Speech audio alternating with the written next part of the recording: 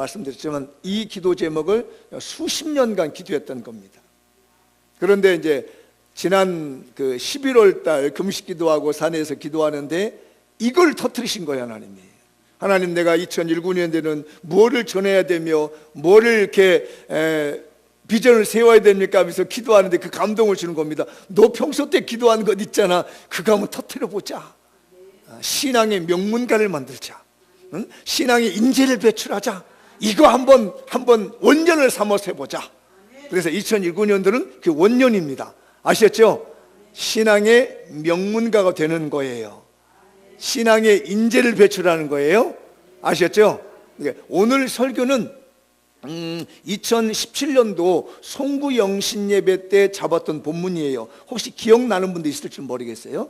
그때 제가 2017년도에 송구영신 예배 드릴 때 이 제목을 가지고 이 본문 가지고 어디에 포커스를 맞췄냐면은 신앙 양심 회복이라는 부분에다가 이 부분에 설교를 했어요. 기억나시나요? 안 나시는군요. 어쩌면 좋아. 이거 1년밖에 안 됐는데 하기야 지난주 설교도 기억 못하고 어제 설교도 기억는데 아유 목사님 1년 설교를 어떻게 기억해요. 그러니까 1년 전에 제가 설교를 하고 그때 신앙 양심 회복이라고 하는 측면에다가 설교를 했었어요. 근데 오늘은 똑같은 본문인데 관점이 좀 다릅니다. 신앙 양심 회복이라고 하는 측면에서 설교하기보다는 올해 이제 그 주제가 되고 있는 신앙 명문가를 만들고 신앙의 인재를 배출하자, 이런 차원에서 오늘 설교는 이제 접근해 나갈 거예요. 그 중에는 그때 사용했던 예화들이 나올 수 있습니다. 2017년도 송구영신 예배 때 전했던 그 예화는 제가 따왔어요. 내용은 이제 전혀 다릅니다만은 예화는 너무 좋아서 한번 제가 평소 때 좋아하는 예화라서 한 번 더 사용하는 걸 하고 오늘 설교가 진행되게 될 겁니다. 시편 128편을 이해하려면 시편을 좀 이해해야 됩니다. 시편을 이게 내러티브라고 하는데 제가 어려운 얘기를 써서 미안합니다만은 시편에 담겨지는 하나님의 의미적인 이야기가 들어있다는 얘기예요. 이 시가요 한 편 한 편 되어 있는 것 같지만 아니거든요. 그것만 되어 있는 것이 아니라 이 시는 그 각 편이 연결돼 가지고 한 스토리를 이룬다는 얘기예요. 근데 그게 스토리로 끝나는 것이 아니라 거기에는 의미가 부여 있다는 얘기입니다. 그래서 내러티브라고 얘기를 하는 거예요. 의미가 있는 이야기라는 얘기죠. 그래서 시편 1편부터 쭉 읽다 보면 어떤 일이 벌어지냐면 시편 1편은 여러분 혹시 무슨 내용인지 아시나요? 두 사람이 등장을 하죠. 한 사람은 의인이 등장합니다. 또 한 사람은 악인이 등장을 하지요. 의인의 길은 형통합니다. 어떻게? 시냇가에 심은 나무처럼 형통하지만 악인의 길은 어떻게 해요? 바람에 나는 겨와 같이 망하는 거예요. 그래서 시편이 시작되면 의인의 길을 가는데 이 편으로 넘어가면 이 사람이 어떠냐면 두 사람이 또 나옵니다. 의인과 악인이 두 사람이 나오는데 이때 의인은 여호와의 기름 부음 받은 자가 나오게 되고 악인은 누구냐면 세상의 군왕이라는 사람이 나오게 됩니다. 그래서 이 세상의 군왕이 여호와의 기름 부음 받은 자를 계속 핍박을 하는 거예요. 시편을 보면 계속 핍박을 하는데 이때 핍박을 받는 여호와의 기름 부음 받은 자가 뭘로 전락하냐면 비천한 자, 가난한 자, 궁핍한 자. 왜? 핍박 다니고 도망 다니다 보니까 가난해지게 되는 거예요. 비천하게 되는 겁니다. 그런데 이 핍박을 받고 있는 이 의인되는 여호와의 기름 부음 받은 자가 가난해지고 궁핍하며 천한 자가 되면서 어디로 달려가고 있냐면은 이 힘들고 어려우니까 여호와께 피합니다. 하나님께 막 도망가서 피해서 뭘 하느냐? 여호와께 피해서 예배를 드리는 거예요. 이게 시편이거든요. 그러니까 예배를 드리다가 어디까지 오냐면 시편 119편에 오면은 한 산을 만납니다. 큰 산. 성경에서 제일 긴 성경이 시편 119편이에요. 여기서 이 산을 만났는데 이걸 갖다가 말씀의 산이라는 거예요. 이 어려움을 당하고 있는 이 의인된 여호와의 기름 부음 받은 사람이 핍박을 받고 어려움 가운데 가난하고 비천하고 이런 가운데 여호와께 피하여 예배를 드리다가 하나님의 말씀의 산을 막 올라가는 거예요. 그래서 이 말씀의 산을 올라가고 난 뒤에 정복한 다음에 시편 119편 다음이 몇 편이겠어요? 네? 120편이죠. 설교 듣고 있나 안 듣고 있나 물어보는 거예요. 그냥 어려운 거 아니에요. 그냥 당연히 119편 다음 120편이지. 초등학생도 알아. 그 120편에 오면 이 시편의 제목이 달라집니다. 뭐라고요? 성전에 올라가는 노래라고 그래요.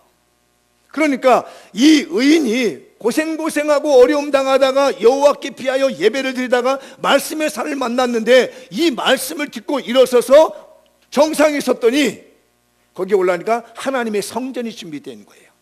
그래서 하나님의 성전에서 여호와의 백성들에게 축복을 하면서 시편 120편부터 이제 그에 대한 내용이 나오는 가운데 오늘 본문도 128편의 맨 윗줄에 뭐라고 써 있어요? 성전에 올라가는 노래. 맞죠? 그렇습니다. 그래서 128편이 그렇게 숱한 어려움을 겪은 이 의인이 말씀의 산을 정복하고 난 다음에 성전에 올라가서 보니까 하나님의 복을 받는 비결이 나오더라는 얘기예요. 그래서 제가 오늘 이 말씀을 통해서 무슨 꿈을 꿨느냐면 신앙 명문가의 꿈을 꿨어요. 이렇게 되면 신앙의 명문가가 되는구나. 이렇게 되면 다윗과 같은 신앙의 명문가가 되고 이렇게 하면은 솔로몬과 같은 신앙의 인재가 배출되구나라는 것을 알게 됐다는 거예요. 그 방법을 제가 여러분이 일러드리겠습니다. 이 말씀 붙들고 여러분들이 집안이 다윗과 같은 신앙의 명문가 되시기 바랍니다. 솔로몬과 같은 신앙의 인재가 배출되길 바랍니다. 어려운 게 아니더라고요. 오늘 말씀 핵심이 1절에 있는 거예요. 두 가지만 잘하면 돼요. 오늘 제목이 좀 이상한 야르꾸리라는 질문과 제목인데 한번 제목 읽어보죠. 제목부터 읽어보고 넘어가 보자고. 제목만 아까 방금 그 이전 화면으로 방금 이전 시작 야레 신앙, 그 다음에 데레크 신앙. 제가 약간 여러분들에게 호기심을 주려고 히브리어를 좀 써봤습니다. 이게 두 가지 신앙에서 신앙의 명문가가 되더라고요. 어려운 게 아니었습니다. 신앙의 명문가가 되고 신앙의 인재가 배출되는 곳에서는 야레 신앙과 데레크 신앙이었다는 얘기죠. 그래서 우리가 뭘 가져야 될 것 같아요? 읽으면 좋을 건데 안 읽어주네. 이 설교가 이렇게 박자가 탁탁 맞아야 설교도 되는데 다 눈만 땡그랗게 뜨고 그냥 나만 쳐다보고 있는 것 같아. 자, 읽어보죠. 시작. 야레 신앙을 가집시다. 한 번만 더 시작. 야레 신앙을 가집시다. 옆 사람에게 크게 시작. 야레라는 말을 좀 알아야 되겠죠. 오늘 1절 보면은 여호와를 경외하며 라는 말을 하죠. 여호와를 경외하며. 이 경외한다는 말이 히브리 말로 야레라는 말이에요. 이 야레라는 말이 경외한다는 말은 의미가 두 가지가 있어요. 하나는 사랑하고 존경한다는 것, 하나는 공포에 떤다는 말이에요. 이 두 가지가 있습니다. 이 감정적으로 인격적으로 부들부들 떠는 거예요. 이게 야레입니다. 그러니까 내가 하나님을 사랑하고 좋을 때는 늘 사랑스러운 거라 이분이. 그런데 하나님 앞에서 내가 잘못되면 부들부들 떠는 거라. 무서워서. 이게 야레인 거예요. 그런데 이게 감정만 떠는 것이 아니라 감정만 무서운 것이 아니라 내 인격 전체가 하나님 앞에 무서워하는 겁니다. 이것만 제대로 되면 여러분의 집안의 신앙 명문가 됩니다. 아멘 해봐요. 이것만 제대로 되면요 신앙의 명문가 되는 거고요. 이것만 자녀들에게 집안에 제대로 심어놓기만 하면요 이 집안에 신앙의 인재가 막 나오기 시작합니다. 믿음을 가지세요. 제가 얘기했잖아요. 이거 수십 년간 제가 기도하고 이제 선포하는 말씀이라고요. 몇 년 묵상하고 하는 게 아니라 몇 개월 묵상하는 것이 아니라요. 제 목회의 전부를 걸고 하나님께 기도하다가 하나님이 저에게 주신 그 메시지가 있습니다. 너는 가문의 축복을 전하고 신앙의 명문가를 만들어라. 그래서 제가 하나님께 기도해서 하나님 그럼 저희 집안 500년을 위해서 기도하게 해주십시오. 제 후손의 500년을 위해서 기도하는 겁니다. 하나님이여 내 집안에 내 자손들에게 있어서 예수 안 믿겠다는 사람 하나도 나오지 말게 해주십시오. 이거 기도하셔야 됩니다. 내내 고생해서 잘 믿었다가 몇 대 내려가니까 우리 예수 안 믿겠다고 우리 다른 종교 하겠다고 이게 얼마나 비참한 일입니까? 따라서 하셔. 주여 저희 집안에서 자손대대로 따라해. 다시 나만 쳐다보지 마. 따라해. 이거 따라해야 돼. 왜 안 따라하고 있어? 이건 중요한 건데 지금 500년 되다보고 하는 기도야 이게 지금. 다시 한번 하나님 저희 가문 자손 대대로 한 사람이라도 예수 안 믿겠다는 사람 나오지 말게 하옵소서. 아셨죠? 이거 기도하셔야 됩니다. 우리 집안 자손 대대로 누구라도 나 예수 안 믿겠습니다라는 말 한마디 하면 안 된다는 거예요. 이게 얼마나 비참한 일이냐고 말이에요. 10조는 다 천국 가서 있는데 저 몇 대 손에 가서 다 지옥 가서 불받아 있으면 되겠느냐고 말이에요. 신앙의 명문가를 만드는 데는 하나입니다. 야훼 신앙. 하나님을 사랑하면서 공포심에 떨고 있는 이 마음. 감정도 그렇고 내 인격도 그렇고 하나님이 부들부들 떨리는 거라. 마치 공포 영화를 보는 듯한 느낌을 갖는 거예요. 언제? 하나님께 잘못했을 때. 야훼는요, 나와 하나님과의 관계를 말하는 거예요. 누가 보느냐가 아니에요. 누가 나를 아느냐가 아니라 그냥 내 신앙. 그래서 제가 2017년도 송구영신 예배 때 내 신앙 양심이 하나님을 볼 때 누가 아니에요. 저 사람의 문제가 아니에요. 누가 받느냐가 아니라 내가 내 신앙 양심상 하나님 앞에 섰을 때 부들부들 떨리는 거라. 저도 마찬가지입니다. 제가 이 강단에 서기 위해서 준비하는 것이 여러분이 무서워서라기보다는 하나님이 두려운 거라요. 여러분들 이 자리에 앉아있는 것이 목사님이 무섭고 옆 사람이 무서운 것이 아니라 하나님 당신이 무서운 거예요. 내가 하나님이 사랑스러웠기 때문에 있는 거예요. 제가 이 목사의 사명을 감당하는 이유 중에 하나가 누가 사랑스러워서 그런 것이 아니라 그분이 너무 좋은 거라요.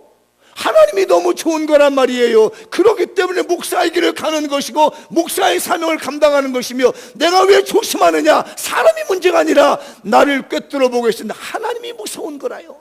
이게 바로 야훼라는 거. 이게 내 인격 전부를 드리고 내 감정을 다 들여서 하나님을 사랑하게 되고 하나님이 무서움을 느끼고 공포심을 느끼는 것, 이것이 바로 신앙의 기본이고 여기에서부터 신앙의 명문가가 나오기 시작하는 거예요. 성경에 보니까 하나님을 우습게 여기다가 이 두려운 마음을 갖지 않다가 망한 사람이 몇 사람 있더라고요.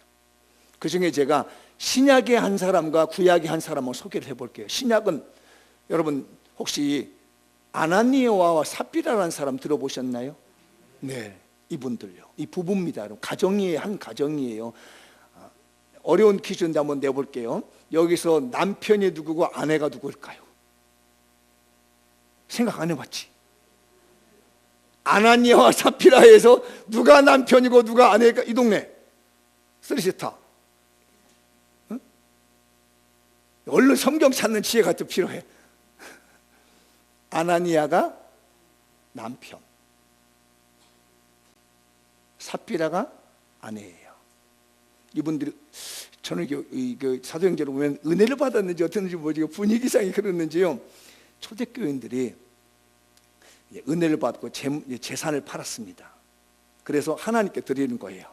그러면 이 사도 베드로 같은 분이 그 헌물을 받아가지고 구제에 쓰기도 하고 또 선교도 하기도 하고 이게 좋은 일에 쓰고 있는 겁니다. 이게 너무 보기 좋은 거라. 그러니까 다 사람들이 자기의 재산을 팔아가지고 하나님께 드리는 거예요. 그 중에 이 아나니아와 삽비라는 이 부부도요, 어떤 이유인지는 모르겠습니다. 처음에는 은혜 받았는지 모르겠어요. 아니면 야 여러 사람들이 자랑 한번 해봐야 되겠다, 나도 우리 부부도 이렇게 헌신하는 부부다라고 그랬는지는 모르겠습니다. 정확히 표현이 안 나와 있기 때문에 여러 가지 가능성을 다 열고 하나님께 전 재산을 팔아가지고 가지고 가려고 생각하니까 아까운 생각이 드는 거야 이거. 그래가지고 일부 재산을 싹 숨겨놨습니다. 감춰놓고 난 다음에 또 이제 아무도 안 봤잖아요. 자기하고 부부만 알고 있잖아요 지금요. 그래서 베드로 선생님에게 딱 재물을 갖다 주시고 전부입니다. 그랬더니 너 왜 성령을 속이냐? 너 왜 하나님을 속이냐? 너 죽는다? 그랬어요.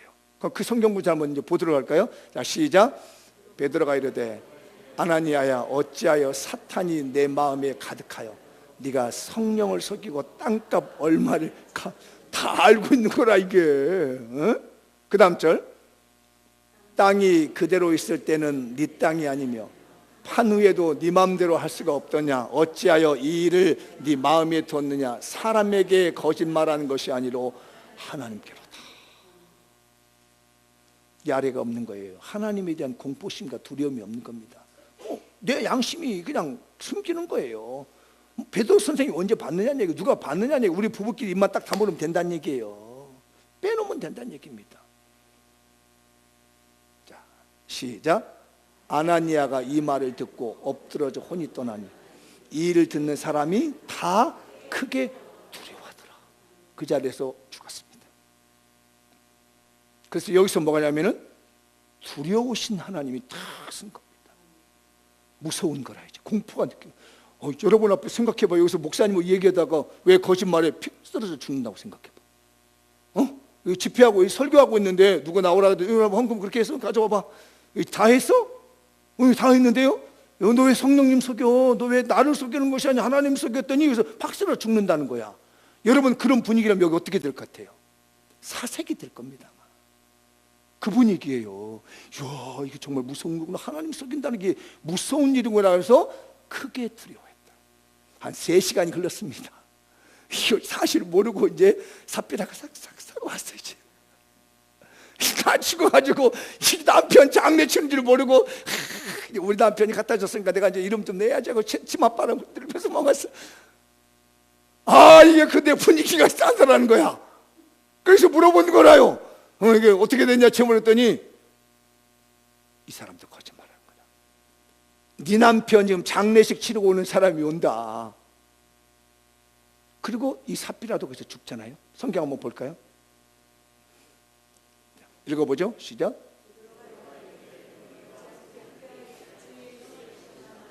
내 남편을 장사하고 오는 사람들의 발에 문 앞에 이르러 또 너를 메어 나가리라.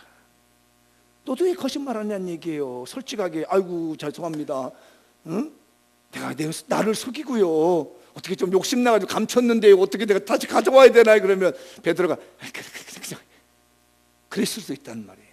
아니면 가져온나 네가 마음에 처음에 작은데 가져온나 이렇게 했을 텐데 그걸 숨기다가 남편 죽고 바로 죽는 겁니다. 그 다음 읽어보세요. 시작. 곧 그가 베드로와 발 앞에 엎드려서 혼이 떠나는지라 젊은 사람들이 들어와 죽은 것을 보고 메어다가 그의 남편 곁에 장사하니 온 교회와 이 일을 듣는 사람들이 다 크게 두려워한다. 하나님의 두려움 신앙이 없었던 거예요.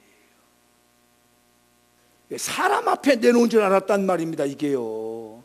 교회 앞에 내놓고 자기 자랑할 것만 갖고 우리 부부도 열심히 봉사합니다, 헌신합니다 이럴 거라고 생각했는데 이게 말이에요. 그걸로 자기의 목숨 끝날 줄 몰랐다는 얘기입니다. 그래서 백성들이 두려워했다는 얘기. 이게 야래인 거예요. 이 두려움이 공포예요. 공포. 느껴보세요. 이 강단에서 그렇게 말하다가 부부가 쓰러져 죽는다고 생각해봐. 이건 정말 이만한 공포가 어디 있습니까? 이게 바로 신앙인 거예요. 신앙. 이런 신앙을 잘 지켜주는 것이 신앙의 명문가를 만들어내는 거예요. 이 부부가 그거 못했어요. 옆 사람에게 이 얘기하시고 우리 잘하십시다. 진짜 진실하게 해야 돼. 우리 심각한 문제 우리 잘합시다. 다시 시작. 잘합시다.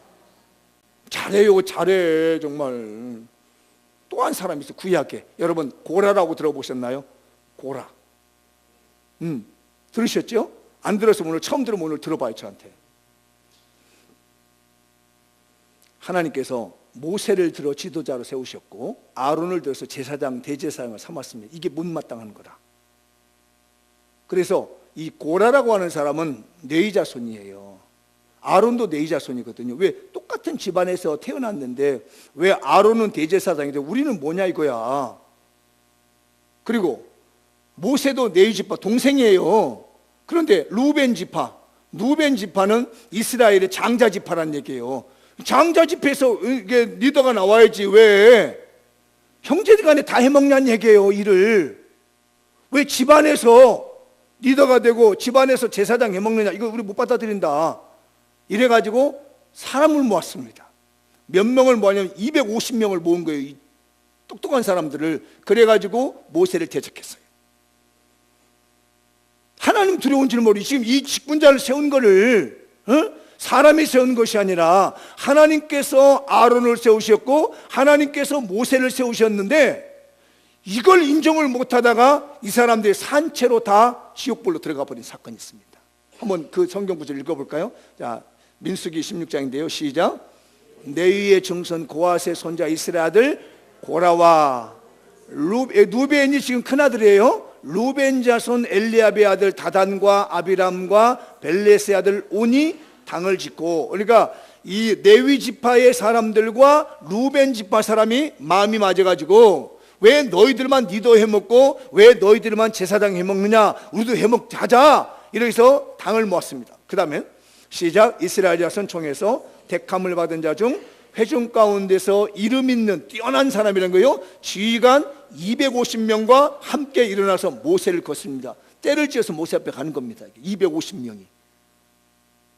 그래가지고 모세에게 왜 당신만 지도자냐, 왜 당신의 집안에서 형이 무슨 대제사장에게 거슬렸다는 얘기입니다. 이걸 보고 하나님께서 싹 정리하는데, 시작. 그가 그 모든 말을 마치자마자 그들이 섰던 땅바닥이 갈라집니다. 땅이 그 입을 열어 그들과 그들의 집과 고라에게 속한 모든 사람들과 그들의 재물을 삼킨. 그 다음에 그들과 그의 모든 재물이 산채로 스올에 빠지며 땅이 그 위에 덮인 그들의 회중 가운데서 망하니라. 하나님 무서운 줄 모르고 반란 일으키다가 하나님의 이 성직에 도전하다가 산채로 지옥에 갑니다. 그 자리가 지진이 나버린 거거든요. 하나님 무서운 줄 알아야 됩니다. 옆 사람에게 하면서 우리 하나님 무서운 줄 알고 삽시다. 하나님이 굉장히 사랑스럽고 좋은 분인데도요, 우리가 잘못했을 때니 부들부들 떨리는 분이란 얘기입니다. 내가 하나님의 말씀대로 살아갔던 그분이 굉장히 좋은 분이에요. 그런데 하나님 말씀 어기면 부들부들 떨릴 만큼, 온 집안이 멸망당할 만큼 무서운 분이기도 해요. 그런데 오늘 제가 여러분에게 말씀드렸던 다윗은 좀 달랐습니다. 다윗, 제가 이제 제시하고 있는 것이 다윗과 같은 신앙의 명문가가 되자고 하는 것이 이제, 근데 이 사람은 좀 다릅니다. 여러분, 다윗이요, 사울에게 10년간 쫓겨 도망 다닙니다. 짧은 시간이 아니에요. 10년 동안. 그런데 이 두 가지 사건에서의 다윗이 하나님께 인정받는 사건이 있습니다. 하나는 엔게디 굴에서 사건이에요. 다윗을 잡으려고 사울이 3,000명의 군대를 끌고 다닙니다. 어마어마하잖아요. 그때 당시 다윗은 한 600명 정도 군대를 가지고 있었나요? 그런데 3,000명의 군대를 끌고 샅샅이 뒤집니다. 소문을 들으니까 엔게디에 있다고 하는 얘기를 듣고 다윗을 잡으려 3,000명의 군대를 가지고 왔는데, 이 사람들이 어디에 숨었냐면은 엔게디 한 굴에 숨어 있습니다. 양우리들이 쓰게 굴 속에 숨어서 이렇게 밖을 이렇게 내다보고 있는 겁니다. 이제 무서워서. 사울에게 잡히면 죽으니까요. 그런데 원래 이게 안쪽에서는 바깥쪽을 잘 보이잖아요. 이게 보니까 사울 왕이 막 급하게 막 굴 속으로 뛰어오는 거야.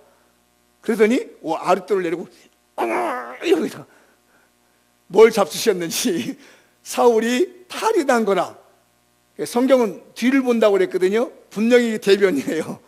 여러분들 갑자기 가다가 배탈 나면 어때요? 어딘지 쫓아서 들어가야 돼. 그러니까 사울이 갑자기 전쟁을 하다가 말이에요, 배탈에 나가지고 굴속에 들어가서 이렇게 보고 있는데, 이제 이 안에 지금 다윗이 숨어 있는 거라요. 그러니까 사람들이 말합니다. 죽이자. 하나님이 기회를 주신 거다.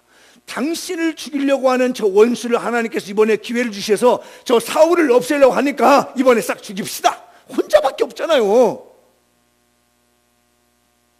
다윗도 그런 생각이 들어요. 쫓김 당하다가 힘들었으니까 이제 그만 끝내면 됩니다. 한 칼이면 사울 죽이고 모든 게 종결됩니다.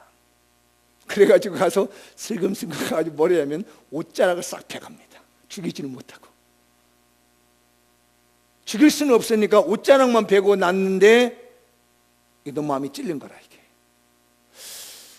옷자락을 뱉다는 얘기는 그 나름대로 사울을 죽일 마음이 조금이라도 있었다는 마음이 있는 거예요. 그래서 그것 때문에 너무나 마음이 괴로워하는 겁니다. 그래서 회개하는 내용이 나오죠. 오늘 본문 한번 읽어 내려가 보죠. 시작. 그리한 후에 사울의 옷자락 뱀으로 말미암아 다윗의 마음이 찔려 자기 사람들에게 이르되 내가 손을 들어 여호와의 기름 부음 받은 내 줄을 치는 것은 여호와께서 금하시는 것이니 그는 여호와의 기름 부음 받은 자가 됨이라 하고, 다윗이 이 말로 자기 사람들 금하여 사울을 해하지 못하게 아니라 사울이 일어나 굴에서 나가 자기에게를 가니라. 다윗은요, 하나님이 무서웠던 겁니다. 그냥 단칼이면 뵐 수 있었어요. 그런데 여호와의 기름 부음 받은 사람을 내가 감히 어떻게 해할 수 있겠느냐? 나는 하나님이 무섭다. 저분도 하나님이 세우셨는데 내가 그를 죽일 수는 없지. 하나님이 이걸 본 겁니다. 그러니까 신앙의 명문가가 되는 것은요, 하나님을 두려워하는 마음을 가지고, 공포스러운 마음 가지고 사랑하는 마음, 하나님의 말씀을 사랑하는 마음과 두려운 마음 가지고 여호와의 기름 부음 받은 자를 존중하는 그 가운데서 신앙의 명문가가 나오는 거예요. 여러분, 여호와의 기름 부음 받은 자를 존중할 줄 알아야 됩니다. 그건 누가 세우셨어요? 하나님이 세우신 거예요. 교회의 직분 사람이 주는 게 아니에요.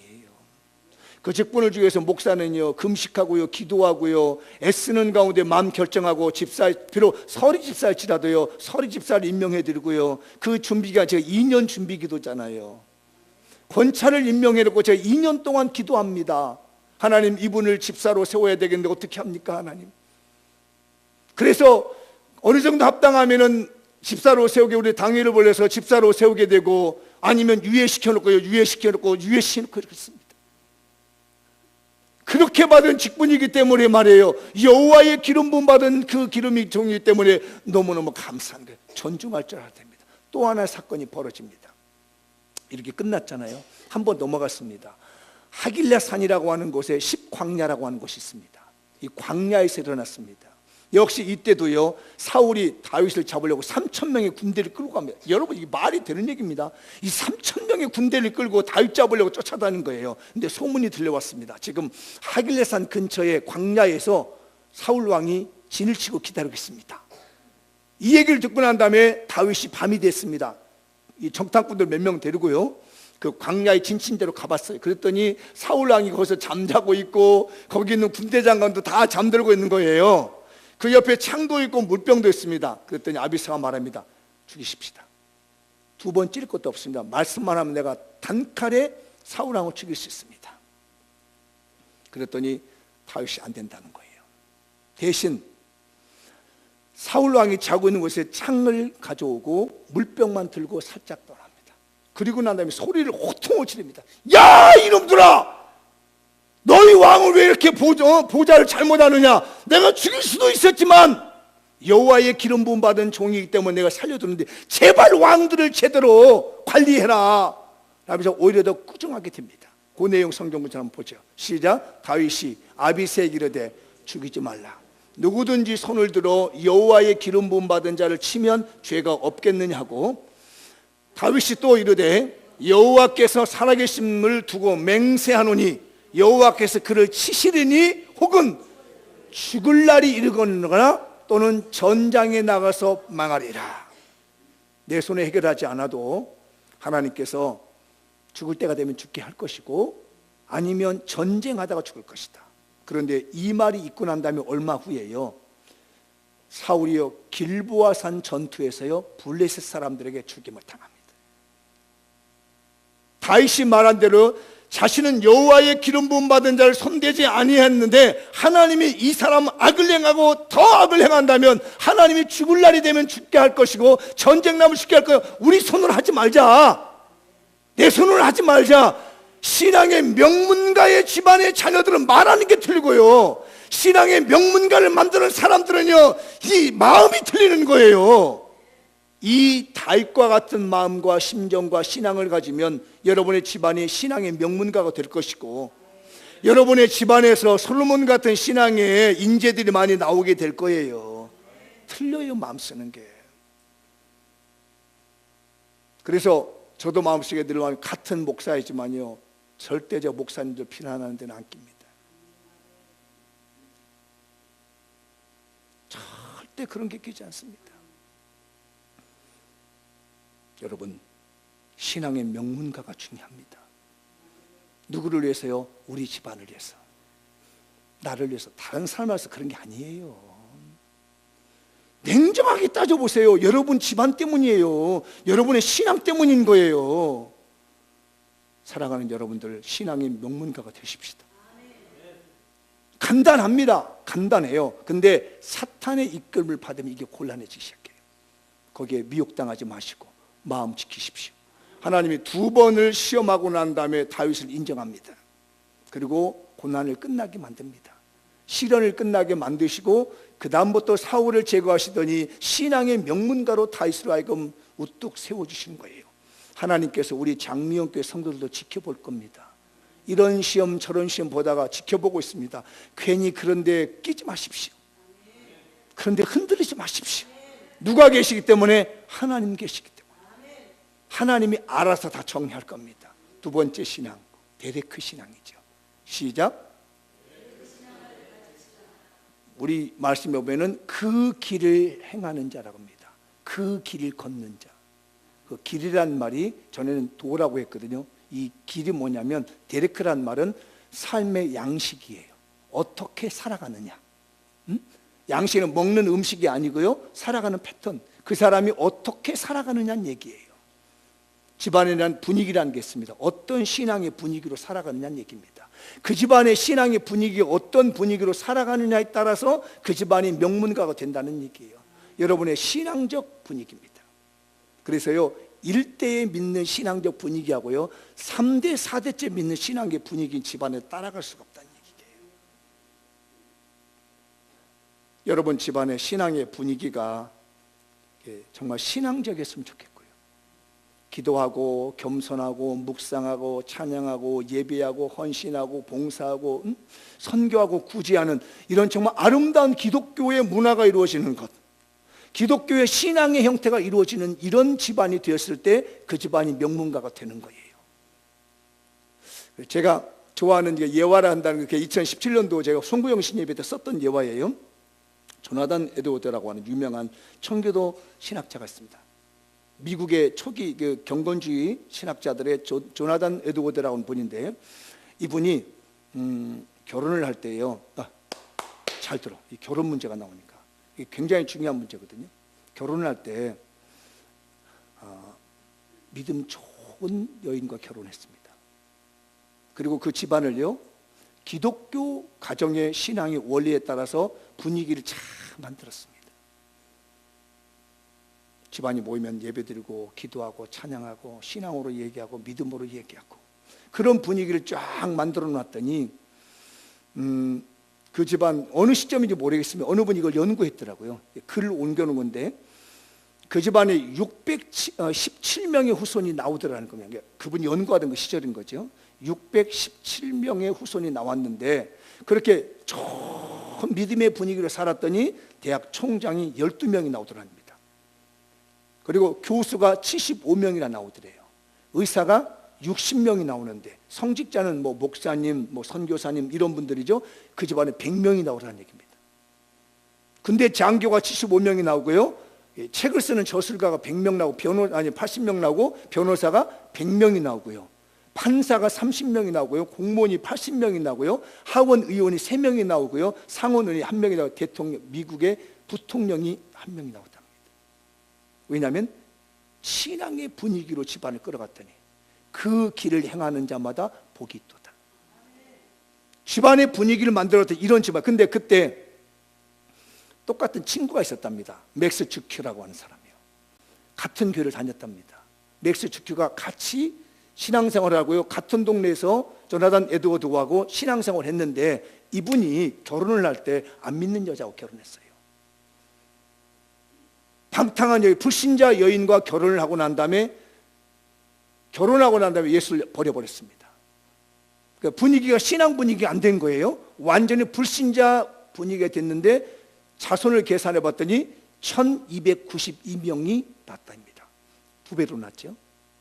성경은요, 자손이 많은 걸 복이라고 하는데 여기는 이상합니다. 오늘 새벽 설교가 비슷하죠. 자손이 많은 이유는 좋은 게 아니고 멸망받는 사람이 많아진다는 얘기예요.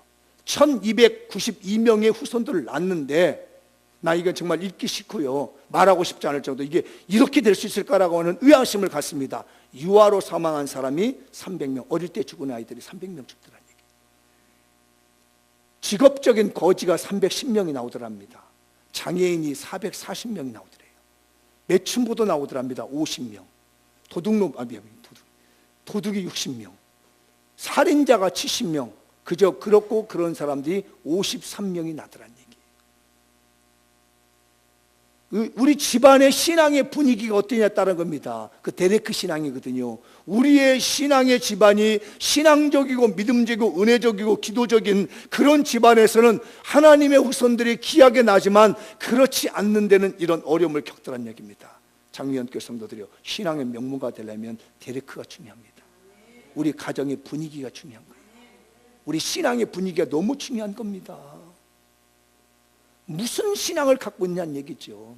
그런데 오늘 본문에 보면요, 두 가지의 신앙 명문가를 열어줍니다. 하나는 결실한 포도나무 같은 아내, 어린 감람나무 같은 자녀. 그러니까 남편으로 볼 때는 아내지만 아내가 볼 때는 남편이에요.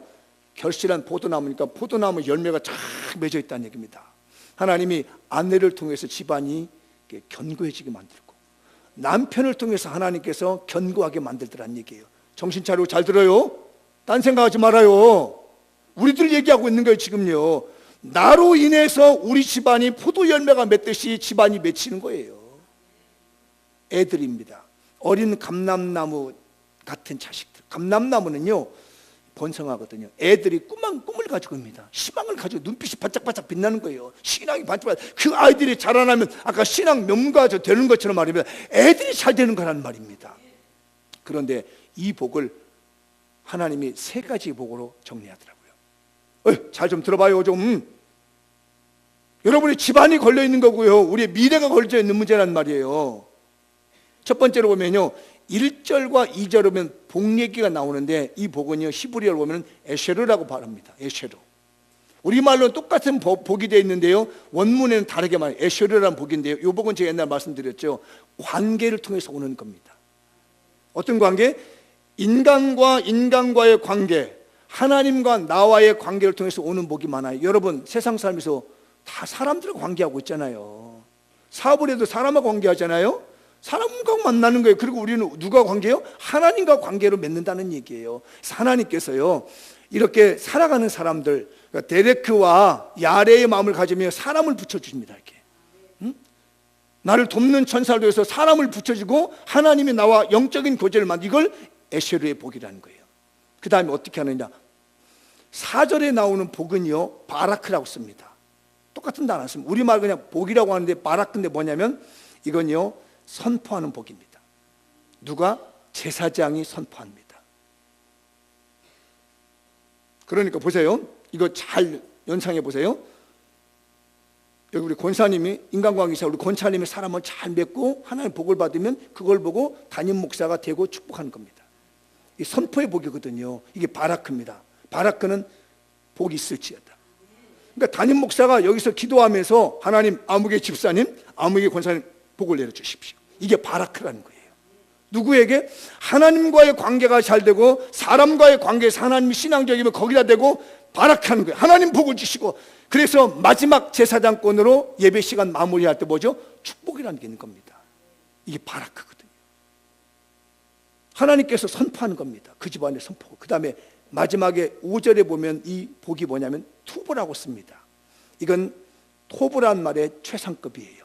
그러니까 하나님께서 우리에게 뭘 어떻게 하시냐면, 인간관계와 하나님과 관계가 통해서 주어지는 복에다가 제사장권을 가진 담임 목사가 축복기도 함으로 최상급의 복이 된다는 거예요.